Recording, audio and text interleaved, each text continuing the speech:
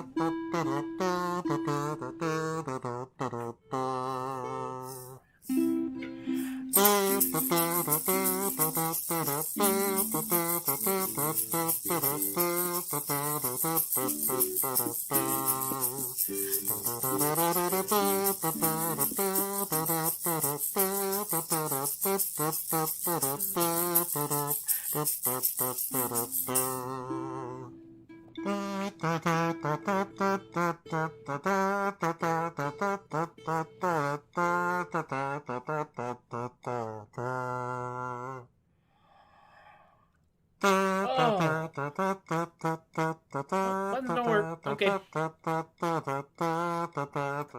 So hi, yeah, apparently the buttons don't work that I've been pushing over here, so now I have to use the trackball over here and then click over there and do the thing and do the place of the thing. Hello, welcome to Tuesday, show number 254 on the 29th of June, darn near the end of the month. It has been an eventful weekend. We bathed 2 cats, one of whom is right over there, sleeping peacefully, I might add. Yes, that is Delilah. That little calico ball of fur over there.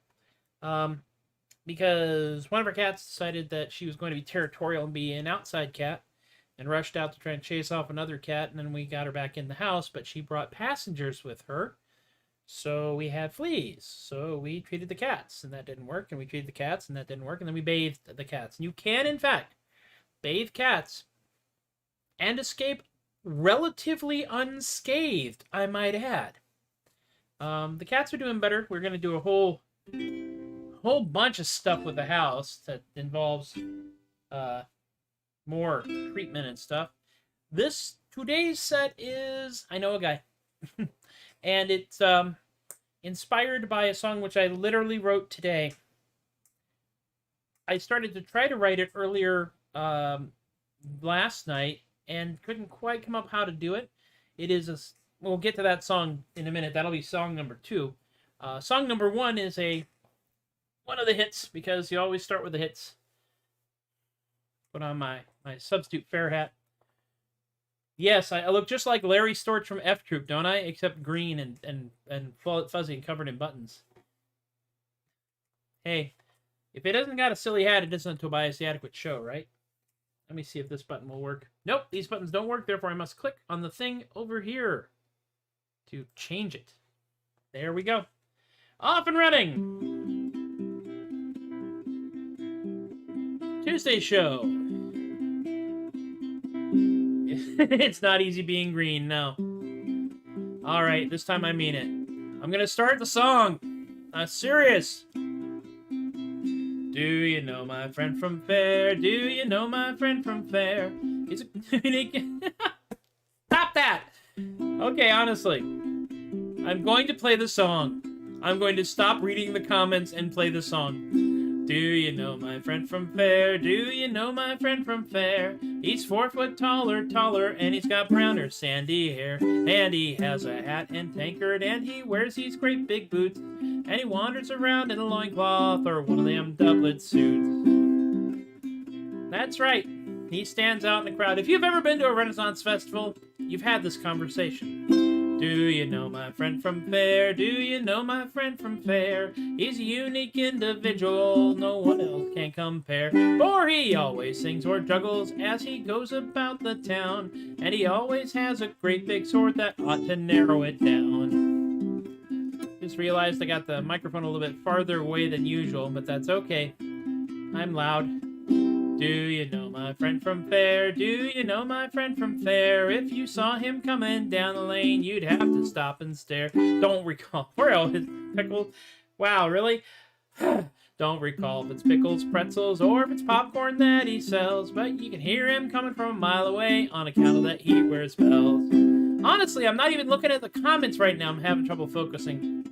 Maybe I need a nap. Nap is good. Do you know my friend from Faire? Do you know my friend from Faire? He's the coolest guy in all the world, I truly do declare. If you saw my pal in person, then you'd know of whom I speak, for he dresses like a pirate. Now, isn't that unique? That's right, pirate. With pointy ears. Elf pirate.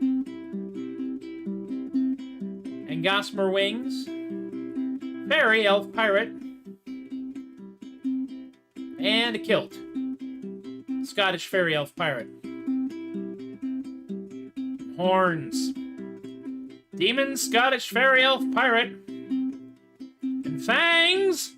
Vampire demon Scottish fairy elf pirate. And goggles. With gears on them. Steampunk vampire demon Scottish fairy elf pirate. Big furry boots. Barbarian steampunk vampire demon Scottish fairy elf pirate. And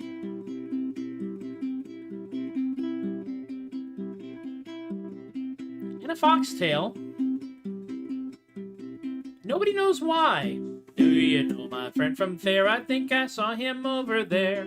His name is Wolf or Hawk or Raven, or I think it might be Bear. Well, we know they're right outside of Faire, but I'm sure he'll be along. Hey, wait a minute. I'm talking about you. I guess I'll end this song. There we go. Yes. Why should I stop? I wanted... Yes, you know, I am actually entirely for being interacted with. It's just my brain was going in about 4 different directions there because I also heard my beloved coming in from coming home. And nothing went horribly wrong, so that's good. I will also note for the record that this is the first time I have played that particular song, and my cat has remained in the room. So that's nice. She just sacked out. Comfy. Snoozy. But yeah, it is hard sometimes to stay focused. And that is something we have all encountered during this here pandemic. Friend from Faire is one of the ones that started this whole mess. I am that man. You know something, Tom? I'll tell you right now. Kay has actually threatened to make a costume that fits that description and wear it to a show where I play this song. And if that happens, I am definitely going to get my picture taken with him on that. That's like the... It's a plan. Now let me talk to you a moment about this next song, because this next song is one of those songs that I came up with because I hadn't written one for a while. I mean, I wrote Lucky Dice a couple of weeks ago, and I feel very good about that song. I think it's a real banger. I had not come up with anything else to write a song about. And Lucky Dice was one of the songs I wrote backwards, where I had the chord structure before I had a song. This one kind of happened all at once. I had an idea for a song that I wanted to write, and it's a song dedicated to my friend Madman Maverick, the second greatest magician in the world. He lost some points during the interpretive dance segment of the competition, but he is an incredibly talented guy who does a lot of things with a lot of different props. He throws knives, he throws axes, he does bullwhips, he does magic. He has a cannon fire a $20 bill into his face. It's pretty astonishing. And one of the things that happened this year when we went to Sherwood is that, well, one, he got his hands on a Glowforge, which is a dangerous tool for any of us to get a hold of if we're creative. He had been inspired to do a bit with a bullwhip where he is literally taking some strings, some wavy linguini, and whipping it out of his own hand or whipping it out of his mouth. And he was trying to figure out how to make that even cooler, and a small child in the front row came up with a suggestion. And that suggestion he then made into a series of buttons, which we actually own now. And it actually inspired the song, which is my song about this guy I know, Madman Maverick. And it's called Set It on Fire. Those of you who are Patreon peeps got an email about this song because I actually did a fairly rough demo of it. after I figured out what I was doing, because I wanted to get it out to y'all before I got it out to the rest of the world in this show, because I knew I had to play it today. Didn't play it today, I was going to probably drive myself absolutely bonkers, and I didn't want to do that. This song is, it's interesting because it sounds, one, I'm using a rhythm implement, and two, this kind of strikes me as the kind of song John Cougar Mellencamp might write if John Cougar Mellencamp wrote songs about setting things on fire. It goes something, but because we're only in the developmental stages, only something like this.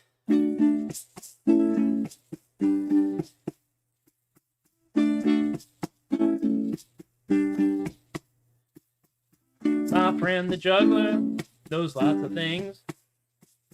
He tosses axes and knives and rings. But he want that something to take his performance higher. Little kid in the front said he had an idea. Gonna set it on fire. Gonna set it on fire. Gonna set it on fire. Fire. Now Madman Maverick don't have no fear. He been doing his dangerous stuff for many a year. But that little kid had a good idea. So the next thing Maverick did, he knew his path was clear. Gonna set it on fire. Gonna set it on fire. Gonna set it on fire. Gonna set it on fire. Fire. Them burning torches get lots of cheers. Throwing burning axes has earned him some beers. If you want to advance to what you aspire, there's just one course of action to take. Gonna set it on fire. Gonna set it on fire. Gonna set it on fire. Gonna set it on fire.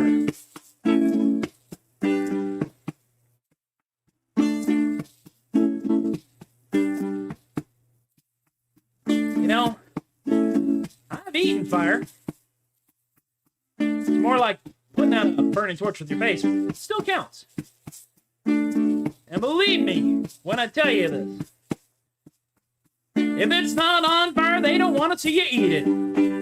Gotta set it on fire. Gotta set it on fire. Gonna set it on fire. Gonna set it on fire.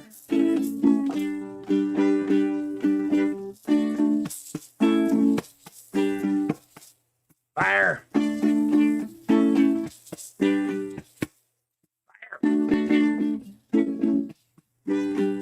Fire, fire, fire.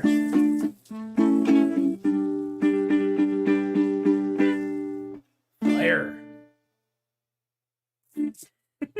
Okay, that last part kind of gets away from me, I will admit it.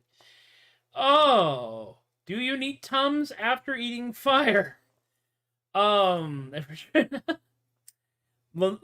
Lorene actually, was very happy because apparently this song came at the exact right moment for her in her work day. She was editing a document and they had completely run out of rum at the wrong time. So a song about setting things on fire was cathartic to her.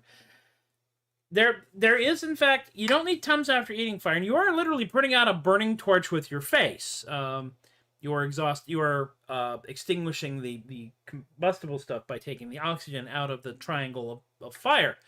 But when I do say putting out a burning torch with your face, a lot of people have the image of which, let's be honest, is hilarious. There is, in fact, a no fire on the husband rule because I have eaten fire twice.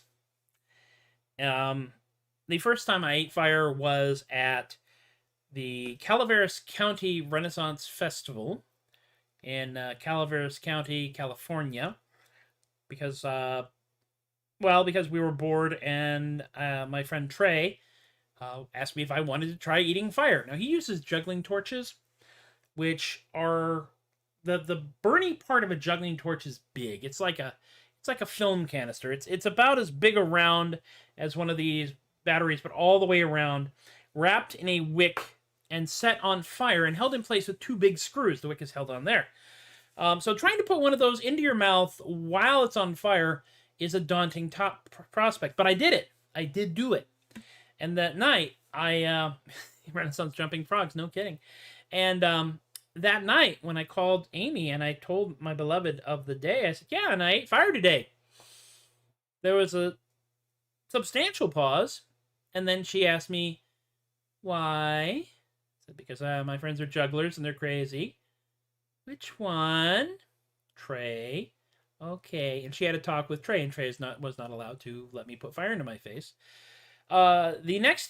Later on that year, at a different festival, as part of the rescue fundraising rally, I ate fire again, but this time it was with Out of Control, a 4-man juggling acrobatics and stunt team who is committed to the idea that one of their members will probably die on stage during a show, most likely Dusty.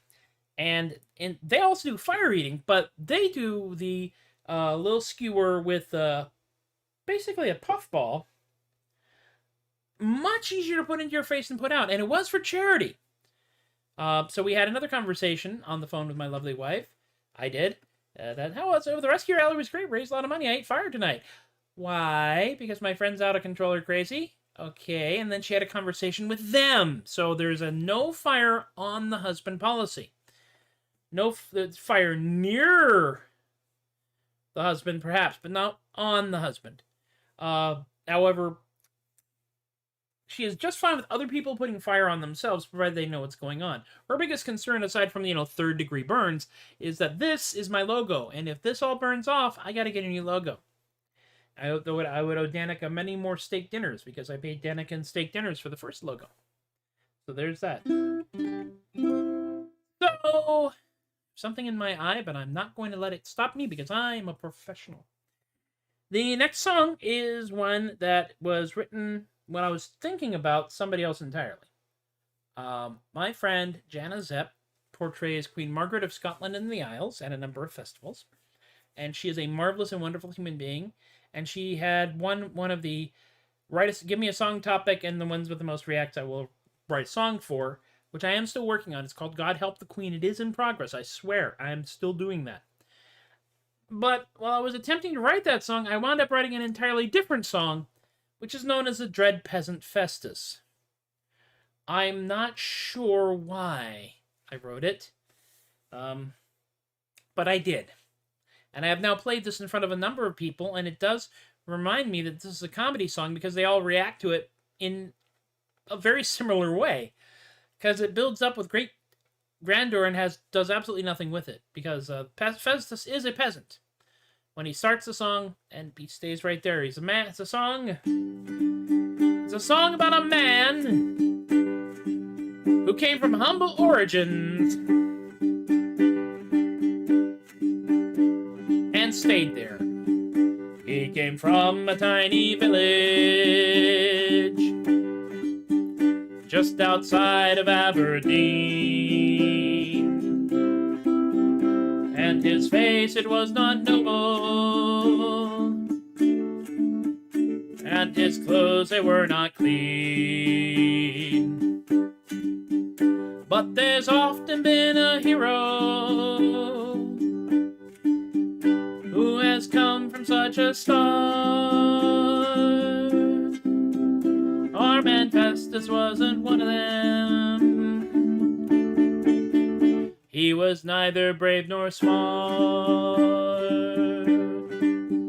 They're all heroes, myths, and legends that are known throughout the land. But the dreaded peasant Festus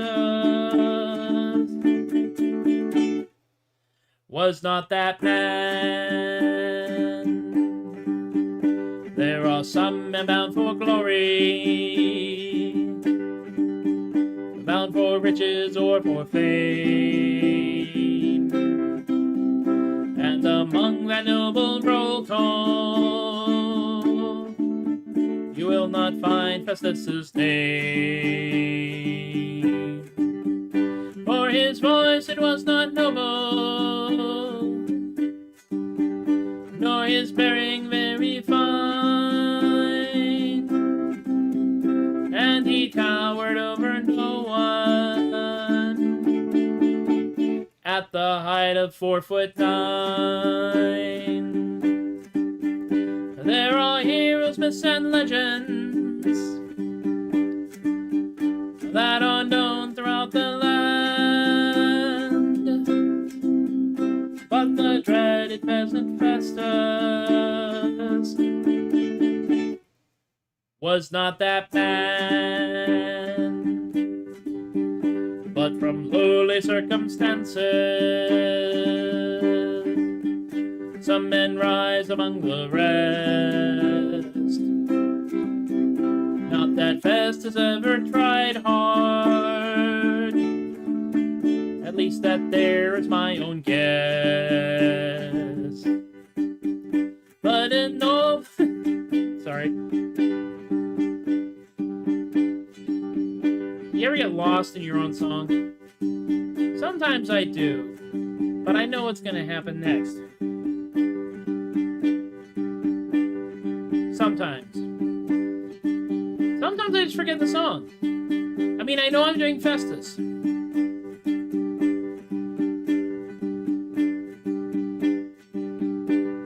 There it is.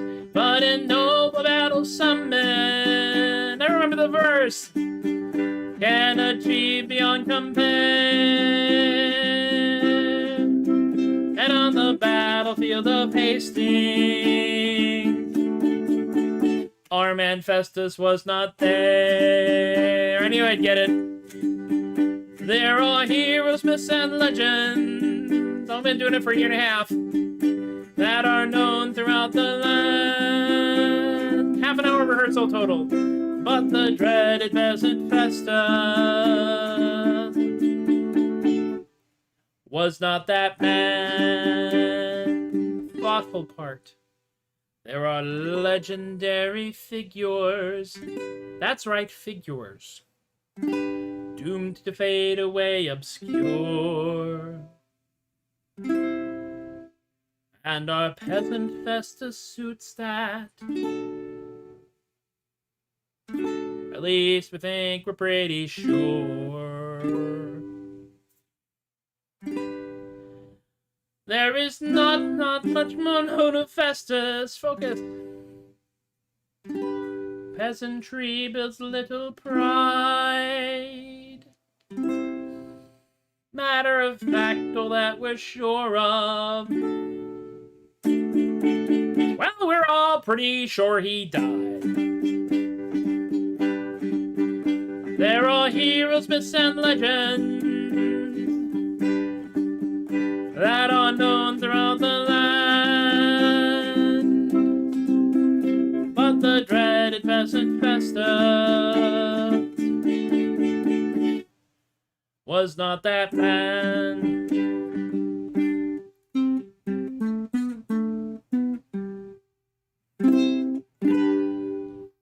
Yay! Even got the funny even got a funny ending. And a quick check. Oh my gosh. She's still... Check this out, gang. She's still there. Y'all don't understand. She runs away when I do the show. She's comfy enough to be there, or she's really tired. Or she's just learned, much like my spouse, to listen for keywords. And now, folks, we have come to the moment. Focus control on a Matthew. Clearly, I need more caffeine. We have come to the moment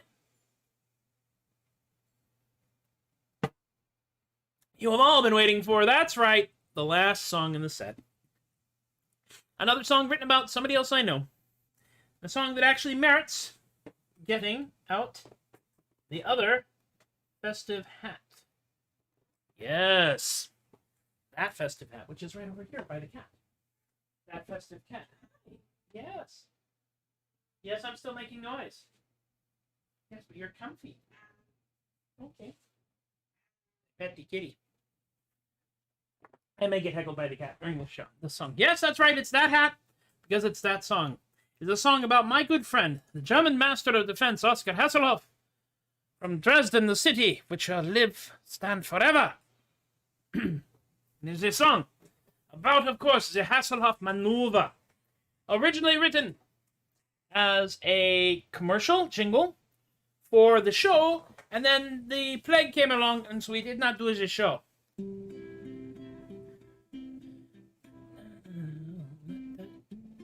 Yep, that's the rhythm. The cat has not yet run away. Would you like to see the cat? You know, if I move the camera over there, she's just gonna move away, isn't she? I have faith. There's a cat. Hey. Sing with me now. A happy little song. Children, sing with me. A song about gambling, drunkenness, und defenestration, ja. I was gambling in Helsinki, down upon mine luck. Or a lot of these big Flemish guys, I felt that I was stuck. I thought I was gonna show surrounded by mine foes. Then I remembered Hasselhoff, and he solved all mine woes. What he invented, the Hasselhoff maneuver, as depicted in this very useful and informative pamphlet right over here. And it goes like this. Just grab them by the crotch, and then throw them out the window. A lovely way to get above whatever makes you blue. Just grab them by the crotch, and then throw them out the window. It's amazing what a little flick of wrist and arm can do. Well, I made my way out of there, and I fled down to the bar. I happily sipped lager, maybe 2 or 15 jars. Some massive Swedish mercenary spoke ill of my ma. I did not think I could escape this peril quite unscarred. And then I remembered I had this very informative pamphlet with me. I opened it up, removed the bookmark. Always use a bookmark. Read carefully, and when I thought I was ready, I put it away and said, all right, now we're good. Lay on. Then I grabbed him by the crotch, and I threw him out the window. A lovely way to get above whatever makes you blue. Just grab them by the crotch, and then throw them out the window. It's amazing what a little flick of wrist and arm can do. I had gathered quite a crowd by the great feat I did perform. I ordered me another round, for I had grown quite warm. When time to pay the bill came, please for credit were all scorned. And so I tried to stand mine ground, mine fate was quite forewarned. For it came to pass in that very tavern at that very night, a temporarily in between violent conflicts, Oscar Hasselhoff, German Master of Defense, was acting as a part-time bouncer. I was thrilled. Master Hasselhoff, guten Abend, Sie geht. Would you please sign my pamphlet? It took a little while for us to find a crayon, and it took slightly longer for him to sign it for me, but it was wonderful. I was very happy. Then he grabbed me by the crotch, and he threw me out the window. Well, that was darned effective, I thought, as I was passing through. He grabbed me by the crotch, and he threw me out the window. Yes, it seems the fenestration works on me as well as you. Everyone sings a happy song together, yeah, children? Grab them by the crotch, and then throw them out the window. A lovely way to get above whatever makes you blue. Just grab them by the crotch, and then throw them out the window. It's amazing what a little flick of wrist and arm can do. Grab them by the crotch, and throw them out the window. Available wherever violent books are sold.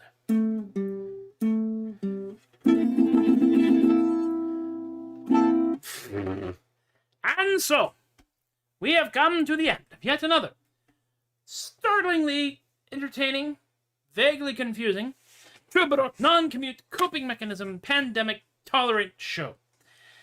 Thank y'all for hanging out with me once again. Without y'all here, what I do makes even less sense, I'll be honest with you. All in all, There is.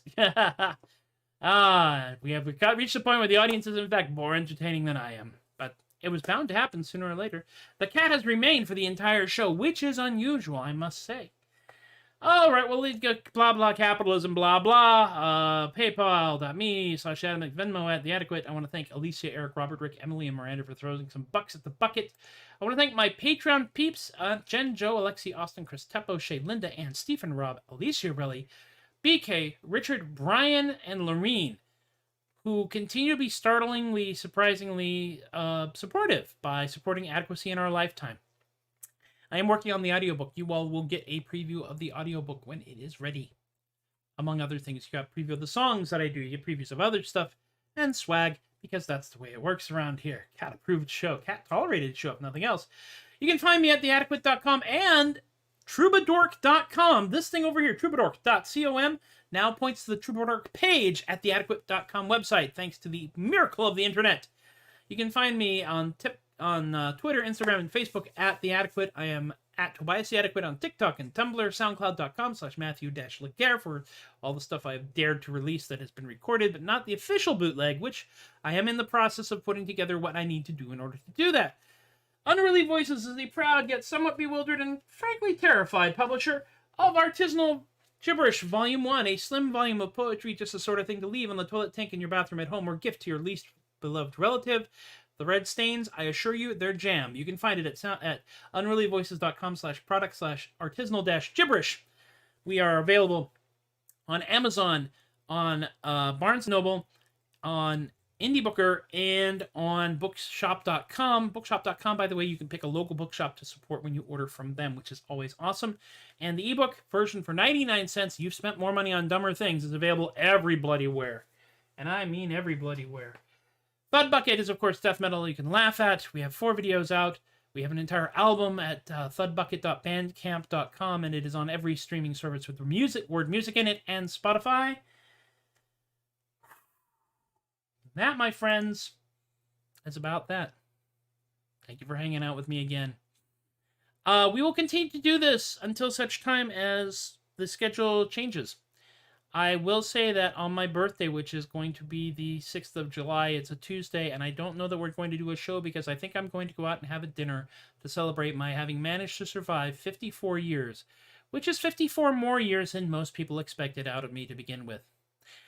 Be good to yourselves. Be good to each other. Be kind. Be safe. Be silly. Read. Laugh. Giggle. Have fun.